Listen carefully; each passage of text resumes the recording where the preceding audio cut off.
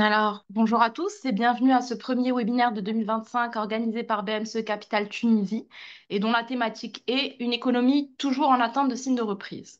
Donc, au cours de cette présentation, nous donnerons entre autres un aperçu de l'économie tunisienne ainsi que de ses perspectives et nous effectuerons une rétrospective du marché boursier en 2024.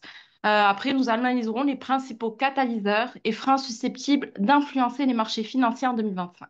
Donc, la session de questions-réponses sera ouverte juste après. Pour ce, n'hésitez pas à poser toutes vos questions sur le chat. On se fera un plaisir d'essayer d'y répondre. Donc, merci encore pour votre participation et votre confiance renouvelée. Donc, sur ce, je vais passer la main à Monsieur Ayman Benzina et bon webinaire à tous. Merci beaucoup, Denia. Merci à tous les présents aujourd'hui parmi nous. Voilà, donc un peu tardivement, nous vous souhaitons une bonne année 2025 avec beaucoup de succès et de réussite pour cette année.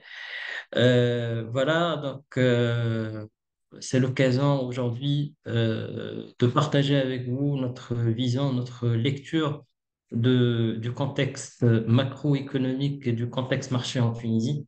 Donc, à travers le stratégie annuelle 2025 élaborée conjointement entre BMC Capital Research, Global Research et BMC Capital Securities. Dans ce cadre, on a le plaisir aujourd'hui de présenter notre lecture sur le marché et sur le contexte macroéconomique dans une situation qu'on connaît tous en Tunisie, un contexte qui était assez particulier sur les dernières années depuis le Covid.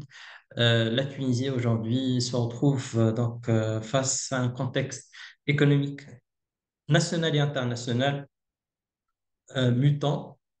Malgré tout, ces contraintes et malgré toute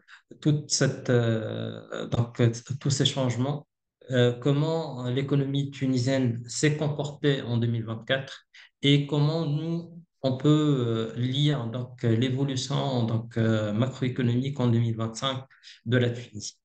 Donc, pour commencer déjà sur la première slide. Le cadre macroéconomique global en 2024-2025. Comme vous le savez tous, la Tunisie a pu finir l'année 2024 sur une note positive avec une croissance de 1,4% de son PIB contre des prévisions initialement de 1,8% prévu par le FMI, par la Banque mondiale. La lecture, d'une manière générale, c'est d'avoir un taux de croissance de 2,6% en 2025 et 2,3% en 2026. Euh, Qu'est-ce qui pourrait expliquer un peu cette croissance sur l'année 2024 qui a connu un certain nombre de challenges, particulièrement sur la maîtrise du déficit budgétaire, sur la maîtrise du taux d'endettement, sur le remboursement de la dette et sur la préservation des réserves de nos stocks en réserve en devises. Donc, un certain nombre de challenges que la Tunisie a honoré et a démontré de nouveau sa capacité de faire face aux ondes exogènes et endogènes et a démontré de nouveau résilience dans un contexte économique particulier, et ce grâce aux fondamentaux de l'économie tunisienne qui ont permis en quelque sorte d'amortir ces ondes de choc. L'année 2024 a été entamée avec un contexte assez particulier, comme je l'ai souligné, avec des niveaux d'inflation historiques avoisinant les 9%, aujourd'hui, on se retrouve avec des niveaux d'inflation de 6%, une maîtrise du taux d'inflation.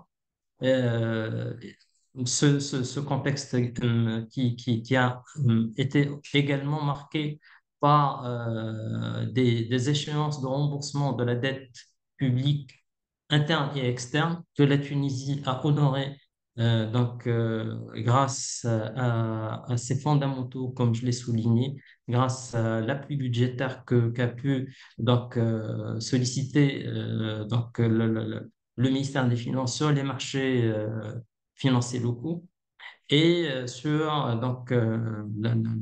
les échanges extérieurs.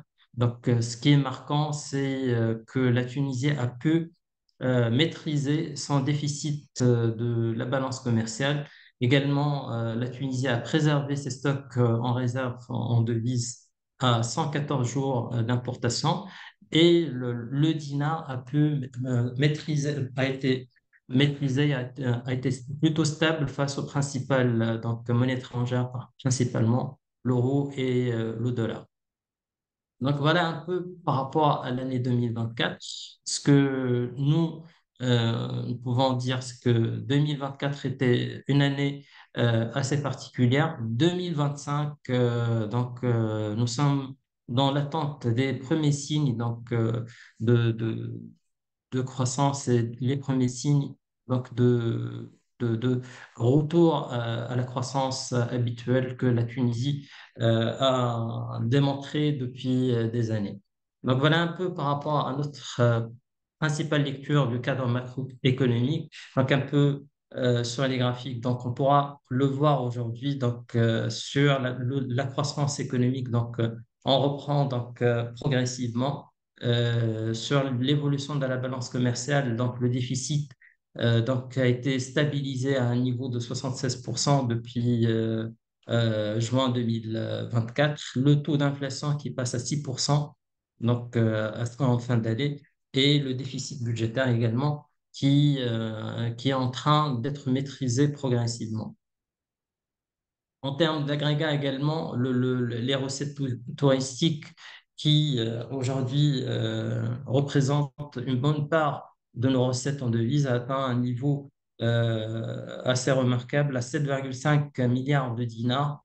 Les transferts des Tunisiens résidant à l'étranger également a atteint un niveau escompté avec 7,4 milliards de dinars et les investissements directs étrangers ont repris le rythme de la croissance après une petite baisse en 2023. Nous sommes à 2,1 milliards de dinars, ce qui fait que les recettes, les réserves en devises sont aujourd'hui à un niveau de 25 milliards de dinars qui a permis en quelque sorte à la Tunisie d'honorer ses engagements vis-à-vis des bailleurs de fonds internationaux et ses sorties sur les marchés internationaux.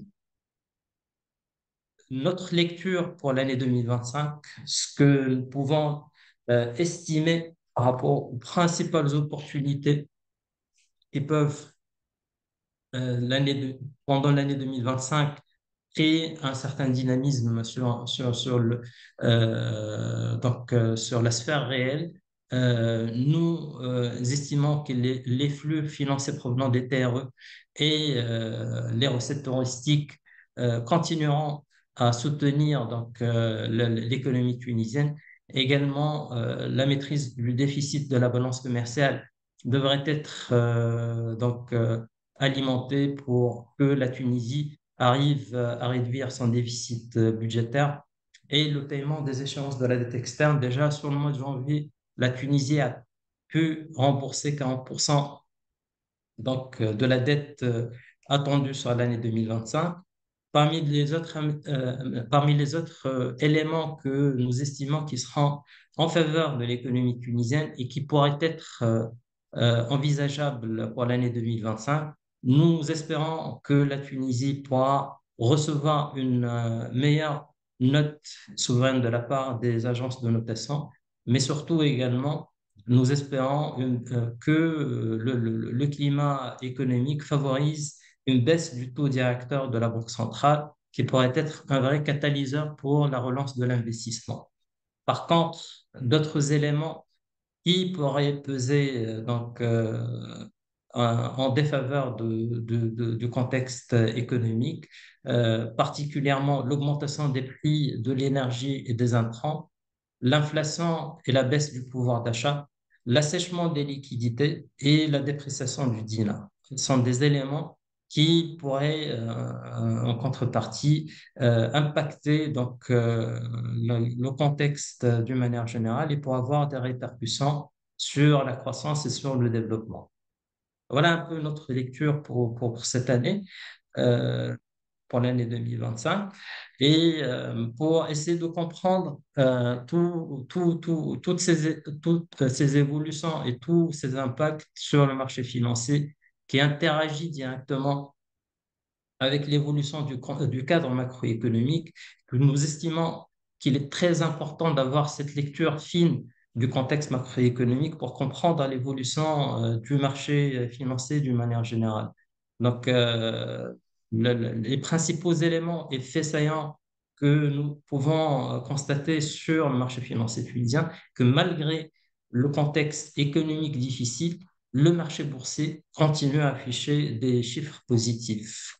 Déjà, le Thune Index sur l'année 2024 a augmenté de 13,75%. Le volume des marchés s'est pratiquement stabilisé au même niveau que l'année 2023. Le volume des actifs gérés par les OPCVM a augmenté de 21%.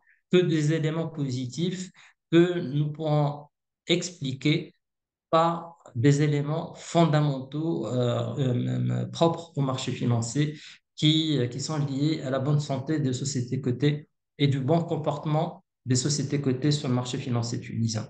2024 également a été une année assez particulière où il y avait assez d'éléments importants qui ont impacté l'évolution du marché en début d'année et vers la fin d'année. En début d'année, on a vécu sur des éléments qui étaient assez remarquables, particulièrement euh, le maintien du taux directeur de la Banque centrale à un niveau de 8%, le maintien de la note souveraine de la Tunisie par Moody's à CA2 et a modifié sa perspective de négative à stable, ce qui a en quelque sorte alimenté la confiance auprès des investisseurs et qui a pu ramener le niveau du marché à des niveaux qui étaient proches à 10 000 points et qui a en quelque sorte également accentué le flux d'échanges sur la cote. Également, le marché en 2024 a vécu une évolution assez positive des sociétés cotées, la croissance de la capacité bénéficiaire des sociétés cotées était un élément impactant sur le comportement des investisseurs et également la publication des états financiers relatifs au premier semestre de l'année 2024. Donc, tous ces éléments étaient d'un apport positif sur le comportement des investisseurs et qui ont pu, en quelque sorte, ramener le niveau de croissance du Thune Index à 2 chiffres. Par contre, sur le comportement des sociétés cotées, le bilan, il est assez mitigé, où les principales croissances, donc les meilleures croissances ont été réalisées par des mid-cap ou des petites capitalisations. Particulièrement, la meilleure progression sur le marché a été réalisée par un PBS de 131,50%, porté particulièrement par le développement du more business de la société et la création d'une nouvelle société qui est hors cœur métier de MPBS, qui est spécialisée dans la production du bois, alors que la nouvelle filiale créée qui a porté le résultat consolidé avec une croissance de chiffres qui se spécialise dans tout ce qui est production de motos. La Sotetel qui a affiché une progression de 108% pour l'année 2024. Landor a également augmenté de 72% et Expedit SICAF a augmenté de 51%. Par contre, ce qui est remarquable sur les volumes échangés, les meilleurs volumes sur la cote ont été réalisés par des big caps, par les plus importantes capitalisations sur le marché, particulièrement de OneTech Holding, qui a été l'objet d'un volume annuel de 339 millions de dinars, suivi par la BIAT pour un volume de 124 millions de dinars, Socuver de 97 millions de dinars, Tijeli Bank pour 89 millions de dinars et Delhi Holding pour 82 millions de dinars. Petite baisse, les mauvaises réalisations de Simon Bizarre, Somoser Hightech, Elkim et Steve ont impacté l'évolution de ces titres sur le marché qui sont aujourd'hui pénalisés par les mauvaises performances réalisées dans leur activité. Voilà d'une manière spécifique. D'une manière générale, aujourd'hui, euh, ce que nous pourrons expliquer aujourd'hui quant à l'évolution du marché financier tunisien, c'est que en Tunisie aujourd'hui, le PU du marché représente un des multiples les plus attractifs sur les régions MENA, avec un niveau de 9,3 fois les bénéfices et un DIL de pratiquement 6%, ce qui positionne le marché tunisien comme un des marchés les plus attractifs. Également, la bourse de Tunis aujourd'hui présente comme une des rares alternatives d'investissement sur le marché, dans l'économie tunisienne, en dehors des placements bancaires et des placements sécurisés. La bourse de Tunis aujourd'hui présente une excellente opportunité d'investissement pour les investisseurs cherchant des rendements et une forme de sécurité moyen-long terme. Ce qui explique en quelque sorte l'engouement qu'on est en train de vivre en 2024 et en ce début d'année 2025. Voilà un peu la lecture sur les indices sectoriels. Donc, on voit bien que les indices sectoriels, des secteurs les plus impactants sur le marché, les services financiers, ont progressé de 27,61% et porté l'évolution du marché à des niveaux assez attractifs et assez attrayants. Donc voilà un peu la lecture sur l'année 2024. On est à votre disposition pour répondre à toutes vos questions et à vos interrogations. Merci beaucoup. Alors, merci beaucoup Ayman. Donc, nous arrivons maintenant à la session de questions-réponses. Donc, nous espérons que vous serez nombreux à participer et à partager vos interrogations et également à animer le débat.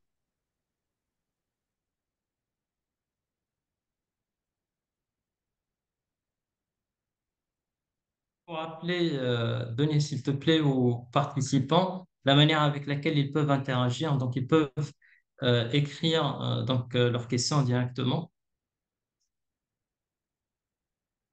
Exactement, comme mentionné au début du webinaire, effectivement, vous pouvez interagir via chat directement à partir de Zoom et on verra directement vos questions et on les posera au niveau du webinaire.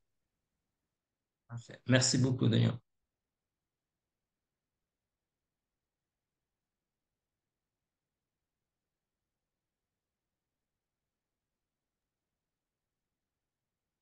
Alors, j'ai déjà une première question. Alors, c'est par rapport au taux directeur. Donc, quelle est votre lecture quant à l'évolution du taux directeur pour l'année 2025 en Tunisie?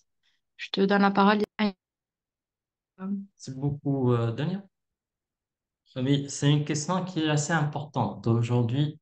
Dans le contexte actuel,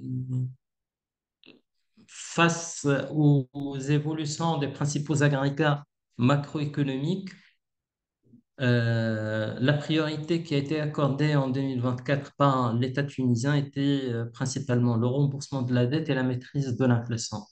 Ce que nous sommes en train de vivre aujourd'hui, c'est que le taux directeur était un catalyseur pour assurer à l'État la maîtrise des principaux agrégats, particulièrement le taux d'inflation.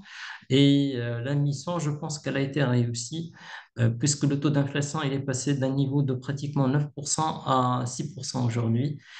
Et on pourra dire que aujourd'hui, pour la relance de l'investissement et la relance de la croissance économique, il est impératif que le taux directeur soit à des niveaux plus bas pour stimuler l'appétit des investisseurs et stimuler un peu la prise de risque de la part des bailleurs de fonds, des investisseurs qui souhaiteraient développer leur activité.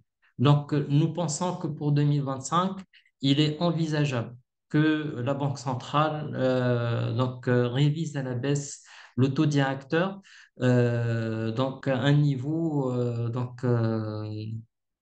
qui serait proche donc d'une estimation de 7% qui resterait au-dessus du taux d'inflation, mais qui permettrait également en même temps de maîtriser le risque de redépart de l'inflation à la hausse, mais qui permettrait également de stimuler en quelque sorte la confiance des investisseurs.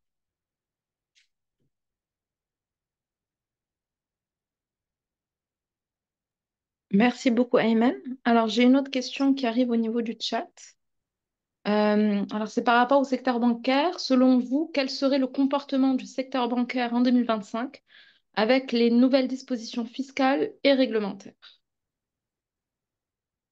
Très bien. Alors, oui, le secteur bancaire en Tunisie, il est en train de vivre une évolution et une adaptation par rapport aux changements endogènes et exogènes. Aujourd'hui, le secteur tunisien, il s'adapte progressivement aux normes et aux standards internationaux en termes de respect des normes baloises et en termes d'adaptabilité par rapport aux exigences de l'économie en termes de satisfaction des besoins des clients. Toutefois, aujourd'hui également, le secteur bancaire, il est confronté à un certain changement d'ordre réglementaire et fiscal. Déjà par rapport à la loi de finances 2025 qui a porté certaines mesures aujourd'hui quant à la hausse du taux d'imposition du secteur bancaire, mais également un changement du cadre réglementaire. Aujourd'hui, la Tunisie a adopté un nouveau cadre pour la réglementation des chèques. Également, le code de commerce aujourd'hui qui a donné la permission aux banques de réviser les taux accordés à une certaine catégorie de clientèle qui, euh, qui pourrait bénéficier d'une révision des taux de financement de leurs biens à la baisse. Tous ces éléments pourraient bien évidemment impacter aussi bien le haut de bilan que le bas de bilan des banques.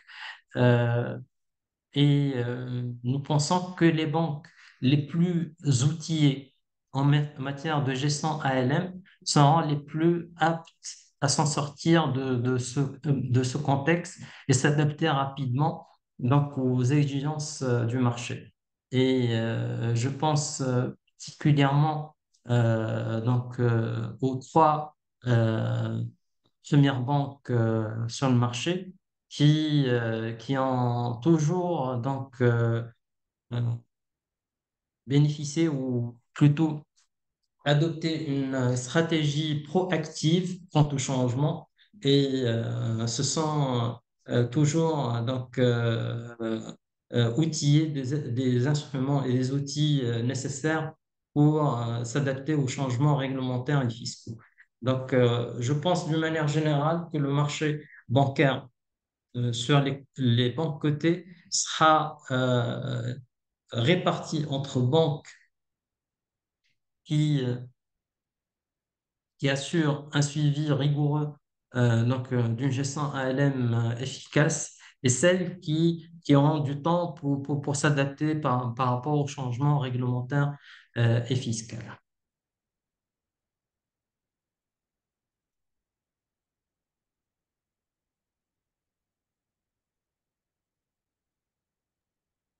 Alors, j'ai une dernière question pour le moment qui apparaît. Alors, pourrons-nous avoir une explication sur l'évolution de la bourse de Tunis sur ce début d'année? D'accord. Donc, oui, euh, merci pour cette question. Aujourd'hui, effectivement, nous sommes en train de vivre une évolution assez remarquable du marché boursier qui avoisine les 6%.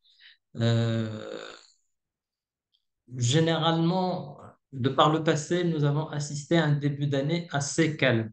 Mais cette année, on est en train de vivre avec des évolutions à deux chiffres des principales capitalisations du marché. Donc, le- d'après nous, il y a deux explications. Il y a une partie de cette évolution qui est expliquée par les fondamentaux des sociétés, surtout avec la publication des indicateurs d'activité au 31/12, avec des évolutions assez intéressantes du chiffre d'affaires des sociétés cotées, et une partie anticipative. Le marché, il anticipe aujourd'hui la baisse des taux et bien évidemment l'excès de liquidité qu'on est en train de voir sur le marché interbancaire qui offre aujourd'hui des possibilités d'investissement sur le marché financier. Donc, d'une manière générale, on pourra dire aujourd'hui que le marché bénéficie d'un contexte favorable pour que les épargnants puissent investir sur le marché financier, ce qui pourra donner un élan de progression jusqu'à la fin de l'année. Voilà un peu notre lecture par rapport à l'évolution qu'on est en train de vivre aujourd'hui sur le marché financier tunisien. Merci beaucoup, Ayman. On peut attendre encore peut-être une petite minute pour voir si d'autres questions tombent. Avec plaisir.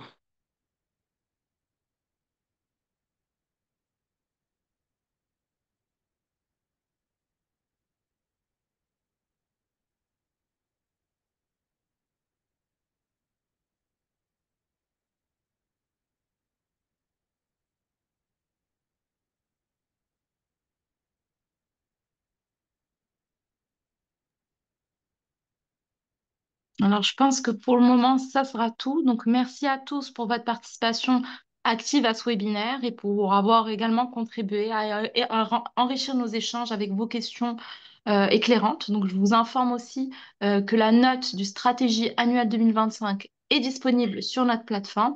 Et je vous rappelle que la vidéo de cet événement y sera également à partir de demain sur le lien www.bmcecapitalglobalresearch.com. Je vous remercie encore de votre présence et je vous souhaite une excellente journée. Merci beaucoup, Denia. Merci à tous les participants et à très bientôt.